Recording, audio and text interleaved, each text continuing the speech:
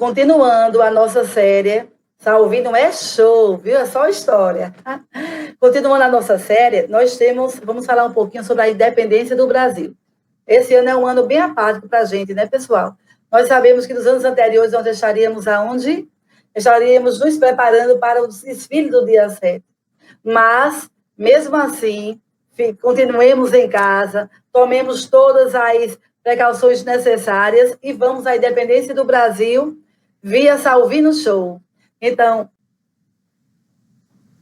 em 1821, Dom João VI precisou voltar para Portugal por causa de uma revolução que estava vindo ali.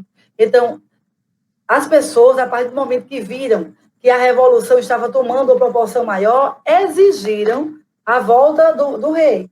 Dom João VI volta para Portugal para botar ordem, né? Mas aí ele volta para Portugal e deixa aqui seu filho mais velho, que seria, no caso, Dom Pedro. Esse estava com 23 anos de idade. Estava bem novinho ainda, né? E as causas da independência? Quais foram os motivos que motivaram essa independência? Vontade grande, né, de parte de uma elite política brasileira de conquistar a nossa autonomia.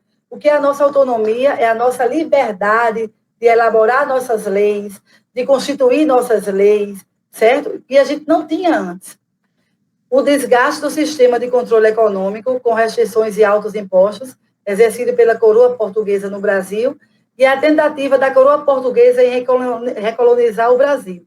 Então, quando a coroa portuguesa começou a observar, através do rei, que estava perdendo, né, que estava perdendo o Brasil, aí Portugal tentou recolonizar. Eita, a gente está perdendo a maior, vamos dizer assim, colônia da metrópole, a maior colônia de Portugal. Então, a coroa portuguesa tenta um processo de recolonizar. E esse processo de recolonização não será aceita pelos brasileiros que aqui estavam. É daí que há o grande Dia do Fico. E o que foi o Dia do Fico? Dom João VI, prevendo que o Brasil não aceitaria a recolonização, exigiu que o filho voltasse imediatamente para Portugal. Dom Pedro não acatou a determinação do seu pai, né? E no dia 9 de janeiro de 1822, negou ao chamado e afirmou que ficaria no Brasil. Então, no dia 9 de janeiro de 1822, Dom Pedro mandou uma carta explicando os motivos e dizendo ao pai, no caso ao rei, Dom João VI, que não voltaria para Portugal de jeito nenhum. E essa negação do voltar a Portugal ficou conhecido como Dia do Fico, quando ele disse que permanece aqui no Brasil. E as medidas pré-independência. A gente sabe que o movimento de independência, de liberdade, de autonomia, ele não ocorre de um dia para a noite, não. É algo que já está ali, ó, sendo trabalhado, sendo modificado nos bastidores, não é isso? Nada acontece de uma hora para outra. Então, houveram o quê? Para que o processo de independência ocorresse, algumas medidas foram tomadas, como organização da Marinha de Guerra, ele convocou uma Assembleia Constituinte, Dom Pedro I, né? Ele convoca uma Assembleia Constituinte, ele determina o retorno das tropas portuguesas, no caso, volte para Portugal, o exército português, exigiu que todas as medidas tomadas pela coroa portuguesa deveriam, antes de entrar em vigor, ser passadas por ele, viu?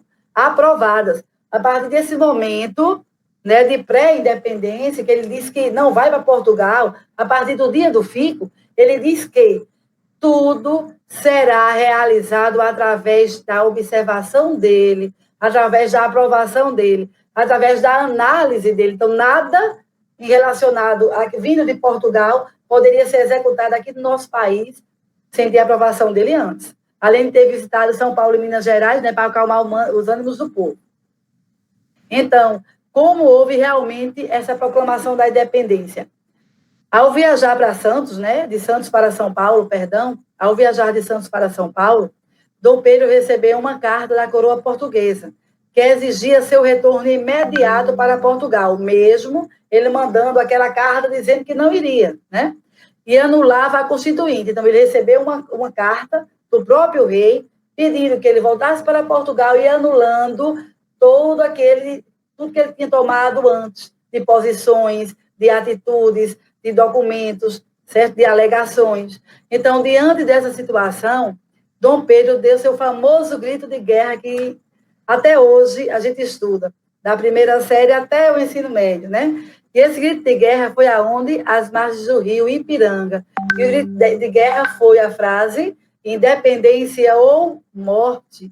Ou o Brasil tornava-se independente ou haveria uma luta, muitas batalhas e algumas mortes, infelizmente. Então, vimos o processo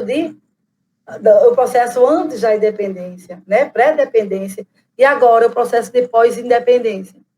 Dom Pedro ele foi coroado imperador do Brasil em dezembro de 1822. Então, a partir deste momento, o Brasil deixava de ser o quê? Colônia, para se tornar um Brasil-império. Então, o nosso Brasil ele tem 3 contextos políticos, sociais e econômicos. O Brasil colonial, o Brasil-império e o Brasil-república. A partir do momento da coroação do imperador, do grito de guerra dele, o Brasil torna-se um país independente de Portugal. Ele deixa de ser colônia. E o Portugal reconhece a independência, tivemos que, infelizmente, pagar para poder Portugal reconhecer a nossa independência, né? Então, para que Portugal reconhecesse que perdeu uma colônia tão importante para ela, pagamos uma indenização de 2 milhões de libras esterlinas. Em algumas regiões do Brasil, principalmente no Nordeste, ocorreram revoltas por conta disso, comandadas por portugueses que eram contrários à independência do Brasil.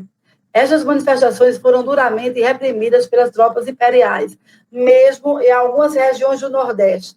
Muitas pessoas estarem, vamos dizer assim, em pensamentos, em ideias contrárias à independência do nosso país, mas elas foram reprimidas.